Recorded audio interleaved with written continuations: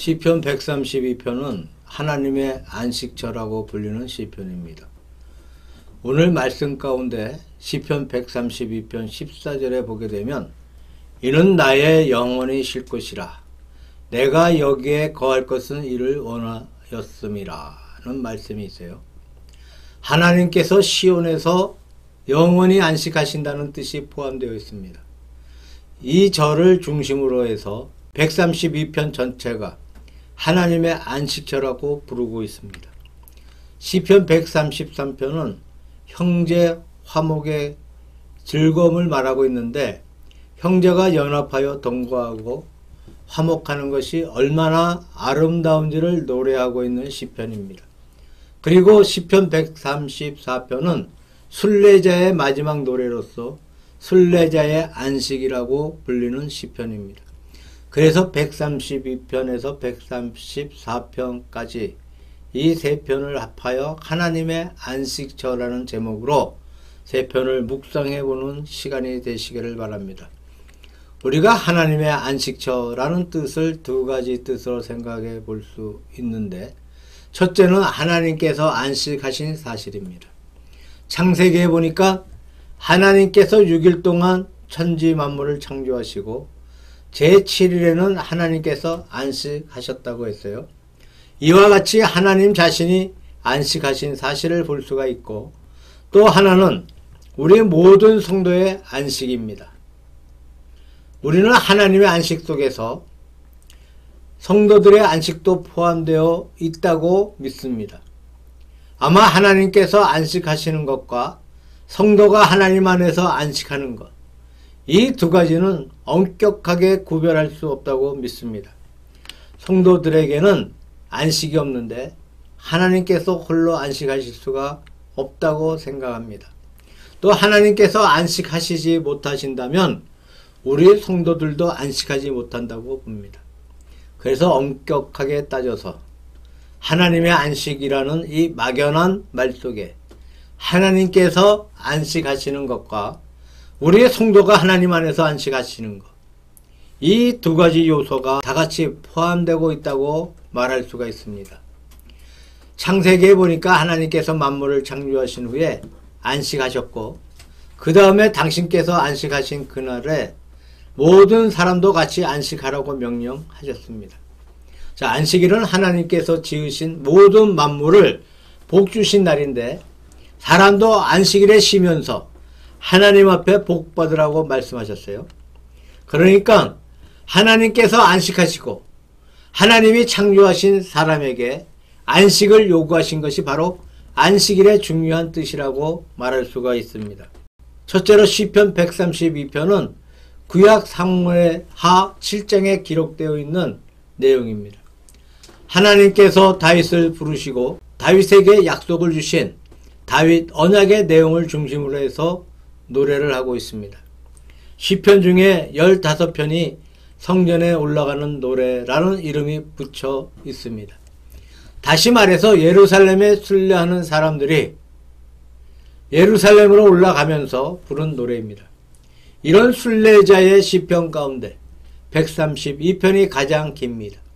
1절에서 7절까지는 순례자의 열심을 말하고 있고, 이것은 다윗 왕이 버케를 메고 예루살렘으로 들어갈 때의 그 열심을 말하고 있는 것입니다. 8절에서 10절까지는 하나님 앞에 드리는 기도가 기록되어 있고, 11절부터 18절까지는 하나님의 약속이 기록되어 있습니다. 이제 우리가 봉독한 12절부터 18절까지의 내용은 구약에 있는 사무엘 하 7장 8절에서 16절까지에 나오는 하나님께서 다윗에게 약속하신 다윗의 언약의 내용을 다시 정리해 놓은 내용입니다. 다윗이 주변 나라들을 다 평정하고 하나님께서 안식을 주셨을 때 다윗은 아름다운 궁전 속에 살면서 나는 백향목나무로 만든 이 궁 속에서 사는데 하나님의 복회는 회막 안에 있구나. 내가 하나님의 집을 지어야 되겠다고 마음에 생각합니다. 하나님께서는 다윗의 뜻을 아시고 선지자를 보내시고 다윗의 뜻은 가상하지만 그러나 다윗은 전쟁을 많이 한 사람이라 피를 많이 흘렸으므로 성전을 세울 수 없고 다윗의 아들 솔로몬이 성전을 세울 것이다 라는 예언을 하셨어요. 그리고 솔로몬이 성전을 세울 수 있도록 많은 재료들을 모을 것을 다윗에게 명령하였습니다. 그리고 계속해서 하나님께서는 다윗에게 그의 장래에 관한 예언을 주셨는데 이것이 유명한 다윗의 언약이라고 불려지고 있습니다. 성경 말씀 가운데 보게 되면 하나님께서 우리 인간과 상대하시면서 약속하신 언약이 대단히 많습니다. 우선 창세기에 보게 되면 하나님께서 아담과 더불어 약속하신 아담의 언약이 있어요. 아담 언약이라는 것은 선악을 알게 하는 나무의 열매를 먹지 말라. 먹으면 내가 정령 죽으리라고 말씀하신 것입니다. 이것은 행함에 따라 먹으면 사망하고 먹지 않으면 구원을 받는 행함의 언약이라고 할 수가 있어요. 불행하게도 우리 인간의 조상 아담이 그 언약을 어겨서 범죄함으로 말미암아 죽게 되었는데 에덴에서 추방되는 그런 결과를 초래한 사실이 있습니다.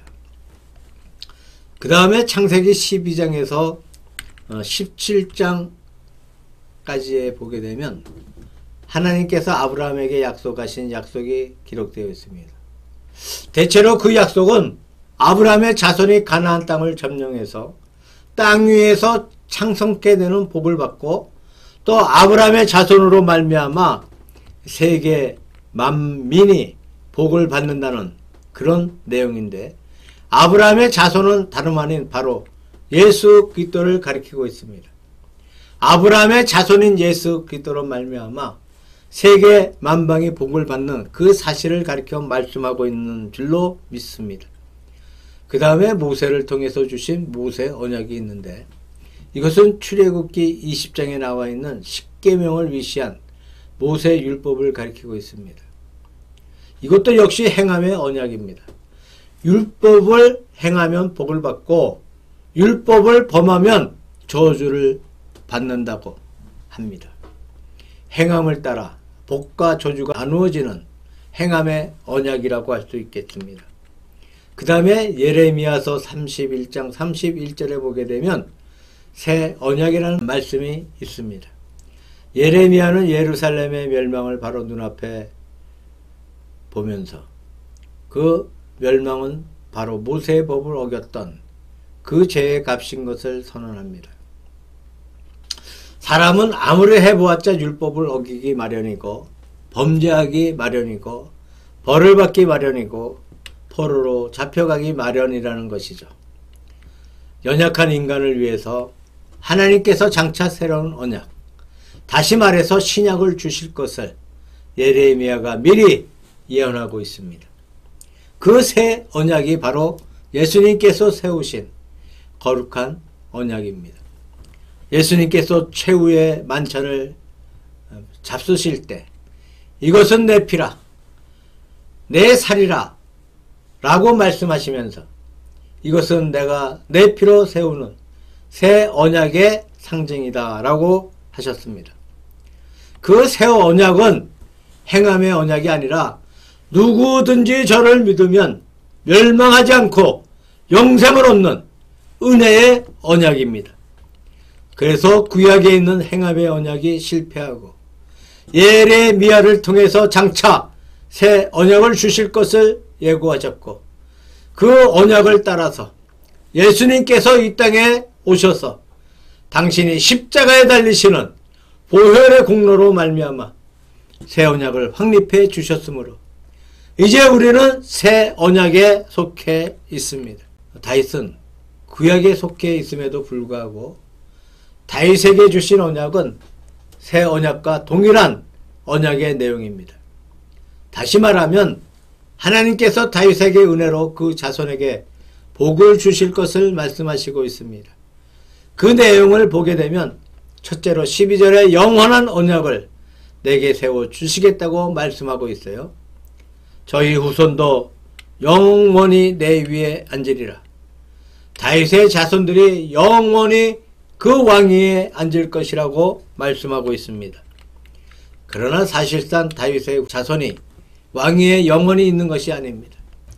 다윗의 자손인 시드기야 때에 예루살렘이 함락당하면서 시드기야가 붙들려가고 두 눈이 뽑히고 그 아들들이 다 죽고 그래서 다윗의 자손은 다 멸망당했습니다. 다윗의 왕위는 끊어지고 말았습니다.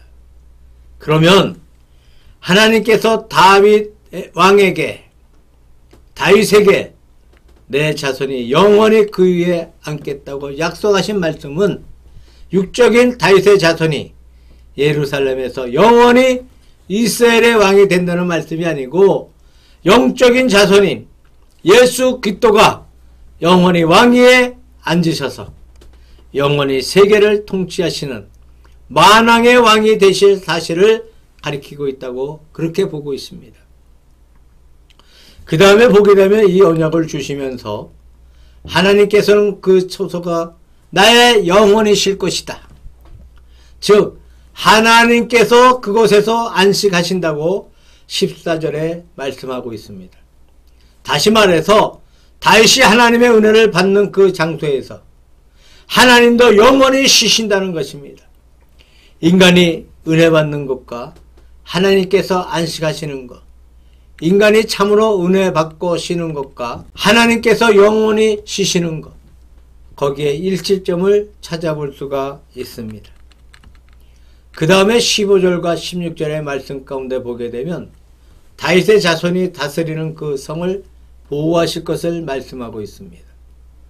15절에 내가 이 성의 식료품에 풍족히 복을 주고 양식으로 그 빈민을 만족해 하리로라고 말씀하고 있어요. 역시 하나님의 은혜의 상징으로 그 도성의 모든 거민들이 먹을 양식을 얻고 풍성하게 살 것이라고 말씀하고 있습니다. 이 말씀은 아마도 예수님께서 이 땅에 오셔서 오병이어를 가지고 5,000명의 군중을 먹이신 사건에서 그대로 실현된 것이라고 볼 수가 있습니다. 하나님의 은총 가운데 살 때에 떡 5개를 가지고 5,000명의 군중을 먹이고 오히려 12광주리가 남는 놀라운 역사가 이루어졌습니다. 참된 신앙과 참된 은총 가운데 사는 우리 현세의 모든 성도들은 하나님의 보호를 받고 양식의 공급을 받고 육적인 생활도 안정되는 사실을 가르치고 있습니다. 그리고 마지막에 16절에서 18절까지는 승리를 약속하시는 말씀이 기록되어 있습니다. 내가 그 제사장들에게 구원으로 입히리니 그 성도들은 즐거움으로 외치리로다. 내가 거기서 다윗에게 뿔이 나게 할 것이라. 내가 내 기름 부은 자를 위하여 등을 예비하였도다. 내가 저의 원수에게는 수치로 입히고 저에게는 면류관이 빛나게 하리라. 자, 이 말씀은 원수를 정복하고 승리를 거둘 그 사실을 가리켜서 말씀하고 있습니다. 이것은 하나님의 나라에서 모든 성도가 최후의 구원을 받을 때 영원한 승리를 얻는다는 것입니다. 그러면 하나님의 안식처가 어디에 있는 것입니까? 하나님께서 다윗에게 약속하신 다윗 언약이 성취되는 곳에 하나님의 안식처가 있습니다. 다시 말씀드리면 다윗이 하나님의 큰 복을 받아서 그 위가 영원히 계속되고 또 그 성이 보호받고 양식이 풍족하며 또 그 성이 하나님께 이스라엘 백성들로 하여금 승리하게 하시는 이 놀라운 복을 받고 그들이 안정적으로 살 때에 하나님도 거기에서 같이 안식하신다는 말씀이 됩니다. 히브리서에 보면 우리가 구원받고 하나님의 나라에 가는 그것을 가리켜서 영원한 안식이라고 말씀하고 있습니다. 그래서 이스라엘 백성들이 광야에서 넘어지고 가나안 땅에 들어가지 못한 것을 예로 들어서 우리가 현세를 살면서 하나님의 나라에 들어가지 못할까 두려워하고 그 안식에 들어갈 약속을 확실히 지킬 것을 거기에 강조해서 말씀하고 있습니다. 즉 하나님의 나라에서의 영원한 구원의 세계를 한마디로 말해서 하나님의 안식이라고 말씀하고 있습니다. 그 구원의 세계는 사람들이 안식하고 참된 복락을 누리고 또 하나님께서 거기에서 참된 기쁨과 안식을 누리시는 하나님 나라의 세계라고 풀이하고 있는 것을 보게 됩니다. 두 번째로 시편 133편은 형제의 화목의 즐거움을 노래하고 있습니다마는 하나님의 안식이 있는 곳과 사람의 안식이 있는 곳의 한 상징인 형제 간의 화목과 형제 간의 평화를 말씀하고 있습니다. 형제가 연합하여 동거함이 어찌 그리 선하고 아름다운고 머리에 있는 보배로운 기름이 수염 그 아론의 수염에 흘러서 그 옷깃까지 내린가 같고 라는 말씀이 기록되어 있습니다. 여기에서 형제의 화목이 얼마나 아름다운 것인지 말씀하고 있습니다. 아마 세상에서 부모에게 효도하는 가장 좋은 효도는 형제끼리 화목해서 아름답게 사는 모습이라고 생각합니다. 한 부모의 슬하에 자녀가 몇이 되었든 그 자녀가 다같이 화목할 때 피차간에 사랑하고 아름답게 살아갈 때 부모의 마음은 더할 수 없는 만족을 느끼게 됩니다. 더할 수 없는 기쁨을 느끼게 됩니다. 아마 이것이 가장 좋은 효도라고 말할 수가 있습니다. 하나님 앞에 영광을 돌린다는 것이 무엇인가 하면 영적으로 말해서 하나님께 효도한다는 것이 하나님께 영광을 돌리는 것이므로 하나님께 영광 돌리는 것이 무엇이냐 하면 바로 형제끼리 화목하는 것이 하나님 앞에 영광 돌리는 것이라고 할 수가 있겠습니다. 자, 형제끼리 불화하고 거기에 상처가 생기고 피차간에 시기하고 피차간에 죽일 때 아마 부모의 마음은 가장 고통스러울 것입니다. 인류가 무슨 이유에서든지 반목하고 질투하고 전쟁을 끝없이 계속해 나갈 때 얼마나 하나님께서 괴로워하시는지 모른다고 생각해 봅니다. 하나님께 가장 큰 영광이 무엇이겠습니까? 하나님 앞에 가장 큰 안식이 무엇이겠습니까? 형제끼리의 화목입니다. 옛날 중국에 이러한 이야기가 있었습니다. 옛날에 어떤 아버지가 상처를 해서 후처를 얻었는데 그 후처의 몸에서도 소생이 있고 전체의 몸에도 소생이 하나 있었습니다. 한 번은 추운 겨울에 전체의 큰아들은 아주 두꺼운 옷을 입고 있음에도 불구하고 얼굴이 파랗게 질려서 바들바들 떨고 있고 후처 소생인 아들은 아주 얇은 옷을 입고 있음에도 불구하고 얼굴이 빨갛게 하나도 추위를 타지 않고 있습니다. 그래서 아버지가 참 이상하다. 어떻게 두꺼운 옷을 입고 있는 큰아들은 떨고 있고 작은 아들은 저렇게 아주 얇은 옷을 입고 있는데도 얼굴이 빨갛고 춥지 아니할까. 그래서 아이들을 불러서 옷을 벗겨보았어요. 작은 아들 옷 속에는 따뜻한 솜이 들어있어서 입으면 따뜻하니까 얼굴이 빨갛게 되고 추위를 타지 않는데 큰 아들의 옷은 두껍지만 그 속에 갈대가 들어있었어. 갈대를 넣어두었으니까 부피는 크지만 바람이 막 통하니까 얼마나 춥겠습니까? 그래서 바들바들 떨었다는 거예요. 그래서 아버지가 아주 대단히 노해서 자기의 후처를 당장 나가라고 하면서 야단을 칩니다. 그때 이 큰아들이 아버지를 말리면서 말합니다. 저 어머니가 계시면 나 혼자 떨고 저 어머니를 보내버리면 나와 동생 둘이 같이 떱니다. 그러니까 어머니를 보내지 마십시오 라고 말했다고 합니다. 자, 그 어머니를 보내고 새어머니를 또 얻게 되면 둘 다 갈대 옷을 입을 터이니까 둘 다 떨지 않겠느냐고 말하면서 아버지를 만류했어요. 아버지가 큰아들의 말에 감동이 되었다는 그런 이야기예요. 또 그 후처도 전체의 소생인 아들이 너무나 기특한 말을 하니까 자기의 잘못을 뉘우치고 그 후부터는 그 큰 아들도 지극히 사랑하게 되었다는 그런 재미있는 옛날 얘기가 있습니다. 자, 큰아들은 효도했다고 생각합니다. 단순히 자기의 어머니를 보호한 것만이 아니고 그 아버지에게 좋은 효도를 한 것이 아니겠습니까? 자, 자기를 미워한 새어머니 아들을 그렇게 사랑하고 새어머니를 그렇게 위해 주었던 것이 그 아버지의 마음에 다시 없는 큰 기쁨을 주었던 것으로 생각합니다. 오늘 이 세계의 가장 큰 비극은 인간의 불화인 줄로 생각합니다. 몇 년 전 북한에서 넘어왔던 한 정치가의 회견담을 우리가 들어보았어요. 참으로 마음이 아프고 서글프기 짝이 없는 그러한 감을 느낄 수가 없습니다. 어떻게 해야 남북이 하나가 될 수 있는 것인가? 피차간에 서로 위하고 서로 사랑하고 서로 돕는 그런 나라가 될 수 있을 것인가 하는 것을 우리가 생각하지 않을 수가 없습니다. 북한과 남한은 큰 정치적인 장벽 때문에 우리가 우리 마음대로 어떻게 못한다고 하더라도 같은 나라에서 얼마든지 우리 마음대로 할 수 있는 이러한 세계 속에서도 첩첩의 장벽들이 너무나 많아서 이렇게 담을 쌓고 저렇게 담을 쌓고 있는 것을 보면 우리 마음이 너무나 괴롭기 짝이 없어요.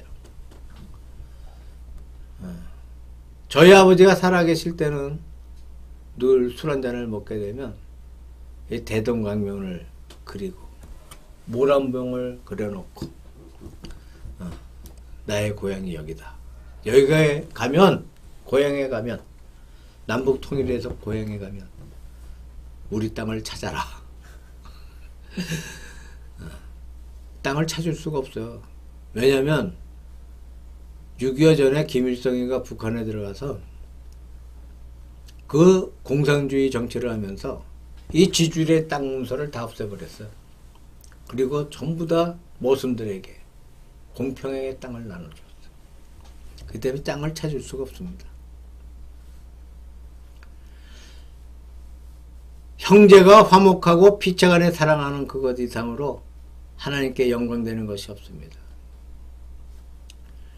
앞선 시편에 하나님의 안식처라고 했습니다만 그 이상의 하나님의 안식처가 되는 것이 없다고 믿어요.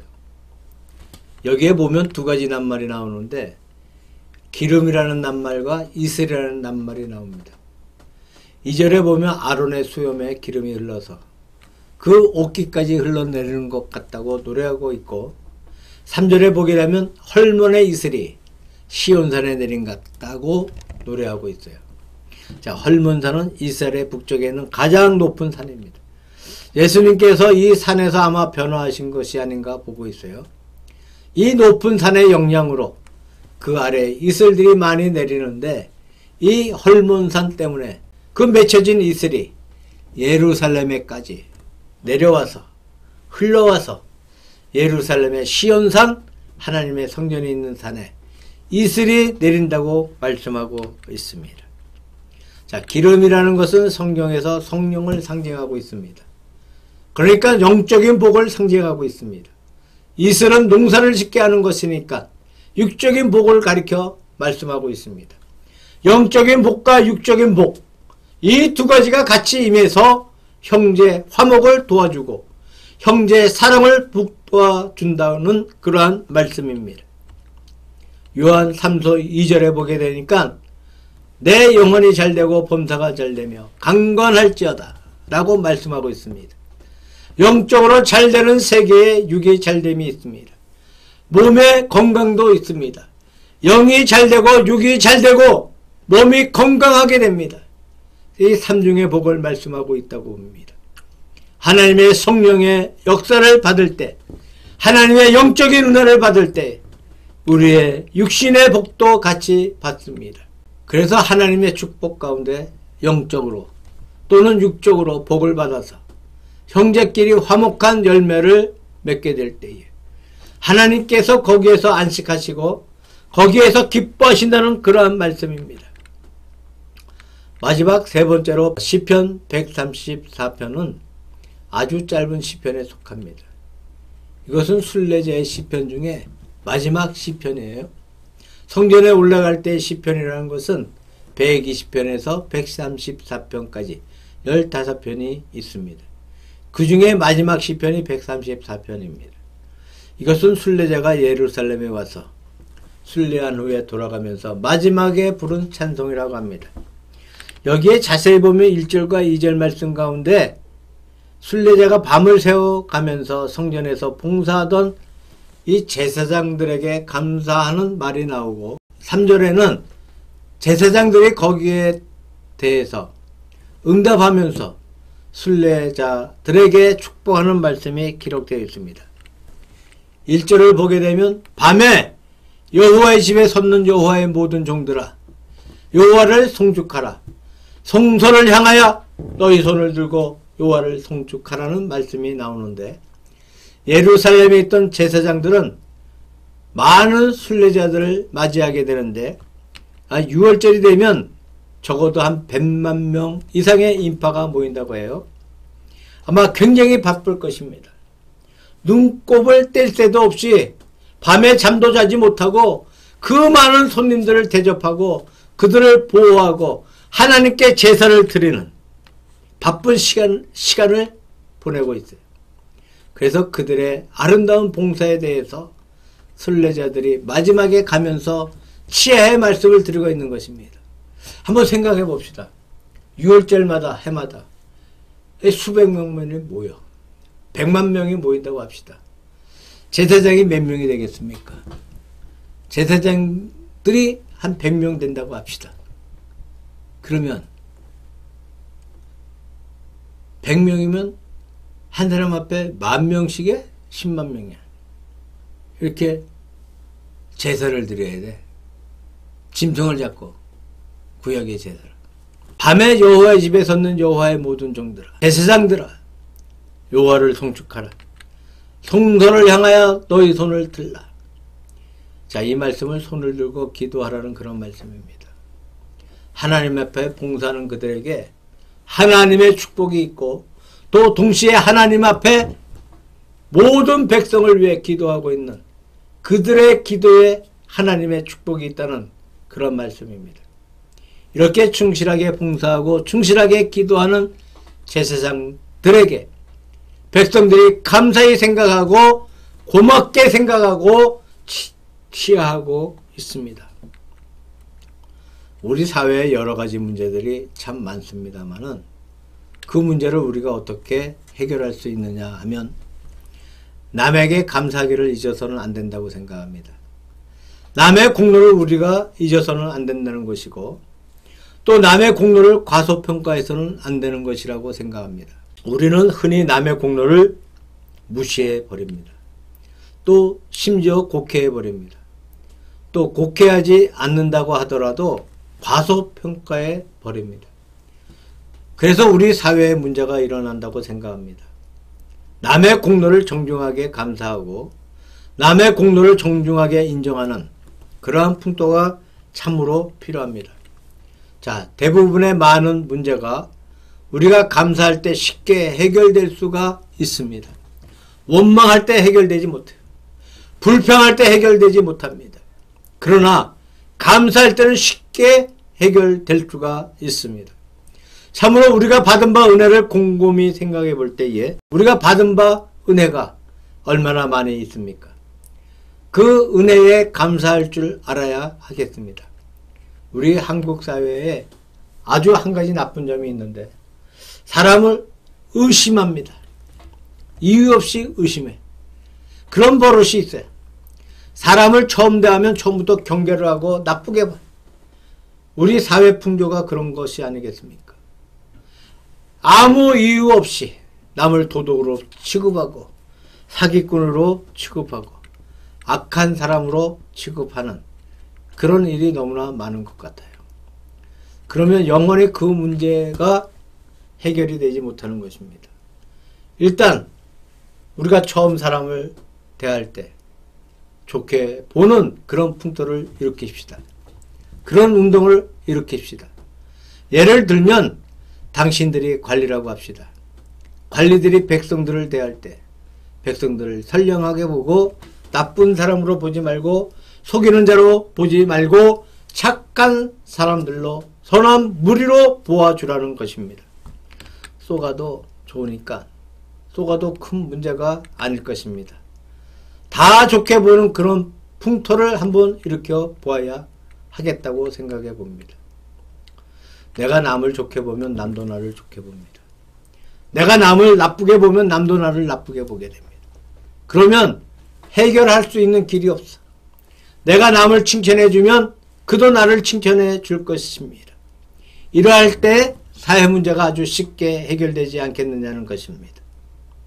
더구나 우리 믿는 사람들은 하나님 앞에 입으로 밤낮 감사하다고 그러는데 우리의 생활 속에서 진실로 감사하는 생활을 해야 하겠습니다.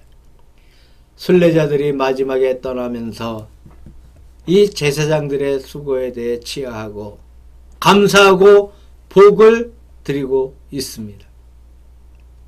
그 다음에 제사장들이 응답을 하고 있는데 천지를 지으신 여호와께서 시온에서 내게 복을 주실지어다. 제사장들은 백성에게 복을 빌어주는 축복하는 하나님의 사명을 가지고 있습니다. 제가 어렸을 때 TV가 처음 나왔을 때 흑백이었어요. 그때는 방공 드라마가 많이 방송되었습니다. 특히 라디오에서도 방공 드라마가 많이 방송되었는데 우리 아버지가 이 단파 라디오를 가지고 이런 북한의 방송이나 또 남한의 방송을 많이 들었어요. 어느 목사님의 이야기입니다.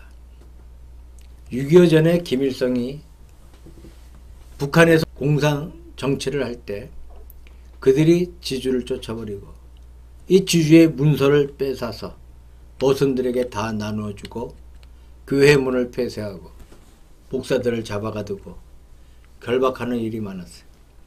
그때 어떤 용감한 목사님 한 분이 붙들려 가서 고위 관리들에게 이런 말을 했다고 합니다. 이렇게 하면 공산주의가 반드시 망할 것입니다.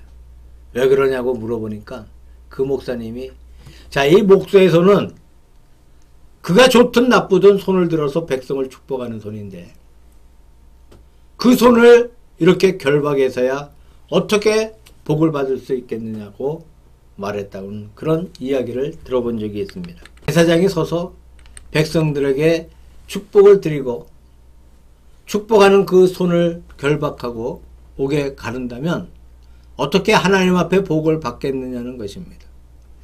제사장이 손을 들어 백성들에게 시온에서 내게 복을 주실지어다 라고 축복하고 있습니다. 예루살렘을 순례하는 성도들이 순례함을 통해서 하나님 앞에 복을 받고 그 복을 간직해서 앞으로 1년 동안 살아가면서 하나님의 큰 축복 가운데 살 것을 여기에서 말씀하고 있는 줄로 생각합니다. 순례자가 예루살렘에 가서 거룩한 하나님의 전에서 경배를 드릴 때 놀라운 감격을 하고 그 감격이 앞으로의 일상생활을 지배해서 그 생활을 바로 이끌어주고 용기를 주었습니다. 우리의 안식처는 영원한 의미에서 내세에 있습니다. 하나님의 나라에 갈 때 참으로 모든 안식을 방해하는 요건들이 다 없어지고 맙니다. 그야말로 완전히 안식할 수 있는 세계는 거기에 있다고 믿습니다. 그러나 우리는 현세에서 그 안식을 미리 맛볼 수 있어요. 내세처럼 완전한 것은 아니지만 그 안식이 어떠한 것인가 하는 것을 미리 맛볼 수가 있습니다. 우리 백성들이 하나님의 언약을 지키고 하나님 앞에 복을 받고 사는 그곳에 하나님도 안식하십니다. 모든 성도가 피차 간에 사랑하고 형제끼리 화목하게 사는 그곳에 하나님도 안식하십니다. 제사장과 백성들이 피차 간에 감사하고 피차 간에 축복하는 순례자의 그 마지막 노래 속에 하나님도 안식하십니다. 우리가 현세의 모든 생활 속에서 하나님의 안식을 체험하시기를 바랍니다. 이것이 진정한 안식입니다. 세상에서 돈이 없다 하더라도 세상에서 우리의 모든 것이 부족하다 하더라도 이 안식이 우리들의 보화가 되고 우리들의 큰 축복이 되기를 우리 주 예수 그리스도의 이름으로 축원합니다.